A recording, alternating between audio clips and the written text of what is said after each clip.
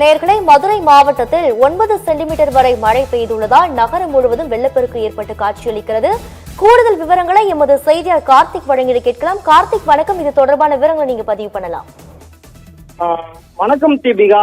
மதுரையில் மாவட்டத்தில் குறிப்பாக சொல்ல வேண்டும், மதுரை நகர்பகுதிகள் கோரிப்பாளையம், சிம்மக்கல், தெற்குவாசல், பழங்காநத்தம் மற்றும் மாடத்தாவணி பேருந்து நிலையம் மற்றும் புறநூறு பகுதிகளான மேலூர், வாடிப்பட்டி, சோழவந்தான், திருமங்கலம் உள்ளிட்ட பகுதிகளில் நேற்று அதிகாலை 6 மணி முதல் தொடரும் மழை பெய்த காரணத்தால் தொடர்ந்து மதுரை எங்கும் எல்லா பகுதிகளிலும் சாலைகளில் மழைநீர் தேங்கியிருக்கும் சூழ்நிலை ஏற்பட்டுள்ளது.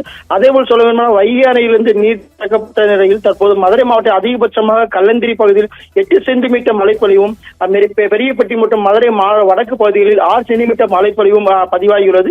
குறைந்தபட்சமாக கள்ளிக்குடி பகுதியில் 1.5 சென்டிமீட்டர் மழை பதிவாகிய நிலையில் வைகை அணையிலிருந்து 3073 கன அடி நீரும், முல்லை பெரியார் அணையிலிருந்து 1655 கன அடி நீரும் வெளியேற்றம் செய்யப்பட்டதை அடுத்து மதுரை வைகை அணையில் வந்து தண்ணீர் பெருக்கெடுத்து காணப்படுகிறது. தீபிகா, தொடர்ந்து மதுரையில் இரு கரையோரங்களும் ஏனென்றால் வையாற்று பகுதியில் சோழவந்தான் பகுதியில் இருந்து தொடர்ந்து அங்கு எல்லா பகுதியிலும் வைகை 2 கரையோர பகுதியிலும் மக்கள் நடமாட்டம் இல்லாமல், அதாவது மக்கள் எந்த ஒரு செல்ஃபி எடுப்பதற்கோ வீடியோ எடுப்பதற்கோ மற்றும் துணி துவைக்க மற்றும் வேற காரணங்களுக்காக செல்லக்கூடிய பொதுமக்கள் அங்கு செல்லக்கூடாது என்று மாவட்ட நிர்வாகத்தின் சார்பாக தடை விதிக்கப்பட்டது. இது போலும் காவல்துறை மூலமாக ஒலிபெருக்கிகள் மூலமாகவும் அவர்கள் தெரிவிக்கப்பட்டு வருகிறது.